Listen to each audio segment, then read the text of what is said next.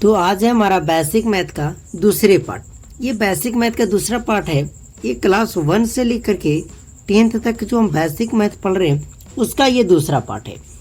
First part में मैंने आपको बहुत ही बेहतरीन तरीका से अंक, आरोही क्रम, अवरोही क्रम, बहुत कुछ उसमें बताया था। संख्या कैसे बनते हैं सारा चीज़ मैंने उसमें डिस्कस कर दिया।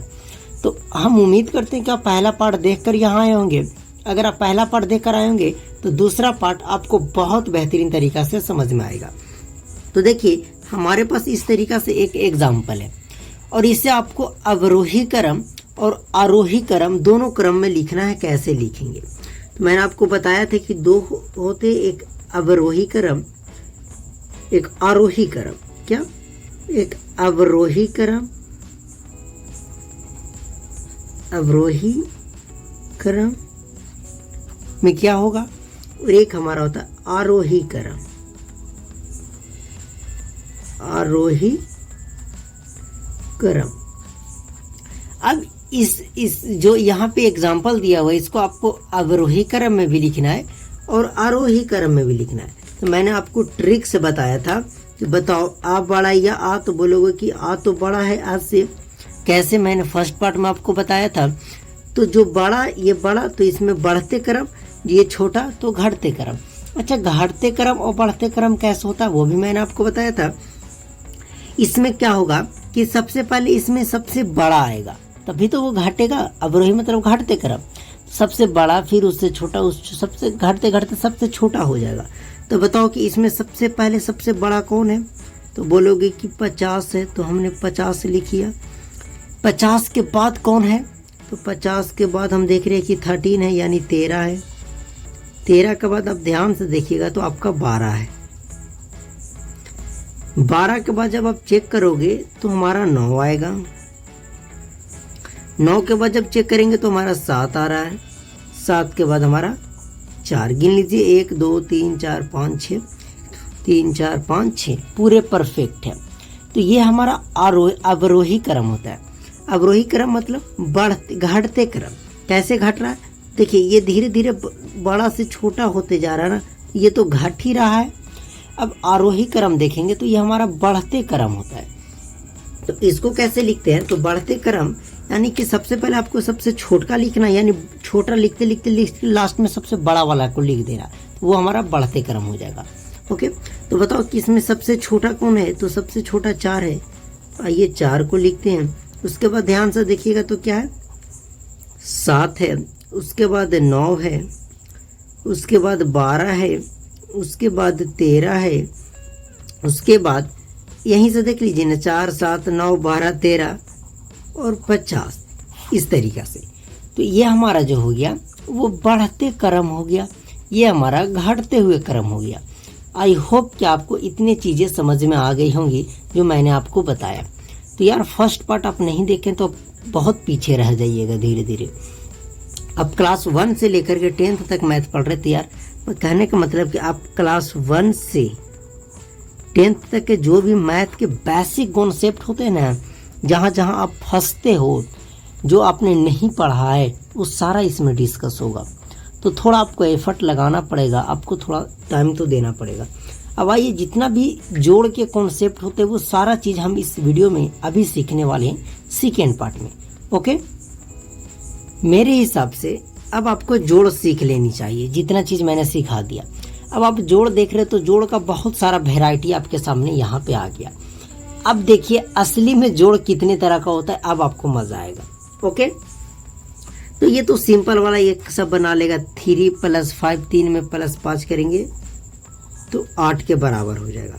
ओके, अब उसके बाद करें तो ऐसे वाले जो एक साथ ये रहती है डब्बे वाली, इसको हम लोग कैसे बनाएं? तो आपको क्या करना है कि राइट तरफ से आपको ऐड बनाना है, खैया हाथ की तरफ से। अब देखिए आपको मिला लेना है पहले इधर से, तो जो जगह पे ये रहेगा उसी जगह पे इसको रखना है। तो देखिए इसका शुरू हो रहा है, लास्ट कितना है 3, तो इसका लास्ट 3, इसका बीच में 2, इसका बीच में 4, इसके शुरू में 2, इसके शुरू में 7। तो यार आपको मतलब जगह मिलाने ला है और सेम जगह वाले को ही ऐड करना है। और ऐड करेंगे हम राइट तरफ से, तो ये इसका जगह ये मिल रहा है, तो 3 और 3 मिल करके लास्ट में वाला को जोड़े तो लास्ट में लिखेंगे 6 हो जाएगा। इसके बीच में 4 और इसके बीच में 3, तो 4 और 3 मिल करके 7 हो जाएगा। चलिए बीच में लिख दिए। ये लास्ट में 2 और ये मतलब इधर से अगर बोले तो शुरू, तो ये 2 और ये 7 9 होएगा। आपको बस जगह मिला लेनी है, जोन जिसके जगह पे उसको आपको ऐड कर लेना। अब देखिए इधर शुरू हो रहा है 7 से, मतलब अगर ऐसा बात करें तो खत्म हो रहा है 7 पे और ये 6 पे, तो खत्म ही कहेंगे, लेकिन हम शुरू करते हैं इधर से इसलिए हम बोले। तो इसके जगह पे सेम जगह पे ये है, तो 7 और 6 13, 13 का हम कितना लिखेंगे 3। कैसे 13 हम लोग ऐसे लिखते हैं और 13 का 3 लिखेंगे, एक हमारा हाथ में रह गया। इसके बीच में 6 और इसके बीच में 4, तो 6 और 4 10 और एक बचा हुआ था 11 का 1 हो जाएगा, फिर से आपका 1 बच गया। अब इसके शुरू में है 9 और इसके 5, 9 और 5 14 और एक बचा हुआ है 15 का 15 हो जाएगा। आई होप कि आपको समझ में आ गया। ये तो ऐड उसी तरीका से है, इसको भी राइट से बनाएंगे तो 9 और 6 15 का आपका 5 हो जाएगा, एक बच गया, एक यहाँ दे सकते हैं। 8 6 14 और एक 15 का फिर से 5 हो गया, फिर आपका एक बच गया जो यहाँ भेज दीजिए। 6 और 3 9 और 1 10, ये सब सिंपल थे जो आपको आते होंगे आई होप पहले से। अब हम बात करें कि यार डेसिमल वाले ऐड कैसे बनाएं। तो देखिए जो डेसिमल वाले ऐड होते हैं ना, उसको ध्यान से पहले समझिए। ये हमारा डेसिमल का ऐड है। अब इसमें आपको ये देखना है कि जो इसको आपको मानना है ये इधर पहला है और ये दूसरा है, तो पहले वाले को आपको लिख देना है, तो 34.56 यही हो गया। बस आपको ये लिख देना पहले वाले को। अब उसके बाद दूसरे वाले को लिखने से पहले पॉइंट के सामने पॉइंट लिख देना है, और पॉइंट के राइट तरफ जितना, लेफ्ट तरफ जितना नंबर्स रहेंगे सबको लिख देना है। तो देखिए पॉइंट के राइट तरफ आए तो 3 और 2 है, तो 3 और 2।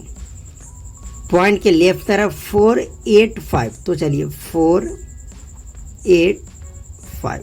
अब बस इसको प्लस कर दीजिए, यहाँ जहाँ जहाँ खाली है वहाँ 0 दीजिए।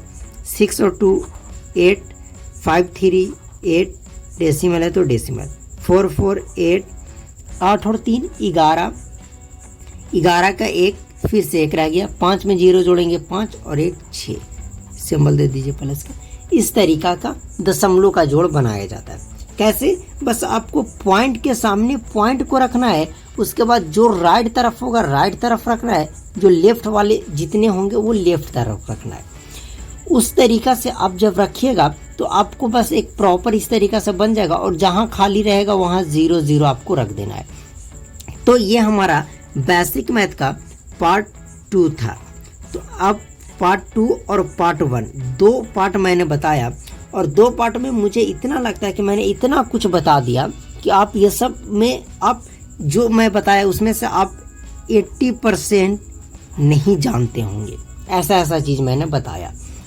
और जब ये पार्ट लास्ट तक जाएगी, जब ये बेसिक क्लास ख़त्म होगी ना, ये क्लास 1 से लेकर के 10th तक जैसे इसका सीरीज ख़त्म होगा ना, आप अपने अंदर इतनी इम्प्रूव देखोगे कि आपसे हर एक सवाल धीरे धीरे बनने लगेंगे। आपको कोई बेसिक में दिक्कत होगा ही नहीं, आपको ज़रूरत ही नहीं पड़ेगी किसी और बेसिक वीडियो को देखने की। तो चलिए इस वीडियो को यहीं समाप्त करते हैं। आई होप कि आपको बहुत बेहतरीन तरीक़ा से पार्ट 2 भी समझ में आ गया। आप उम्मीद ऐसी रखिए कि हर एक पार्ट आपको समझ में आते रहे। ओके, जब पार्ट समझ में आता है तो यार वीडियो को लाइक भी किया कीजिए। चलिए क्लास को यहीं समाप्त करते हैं।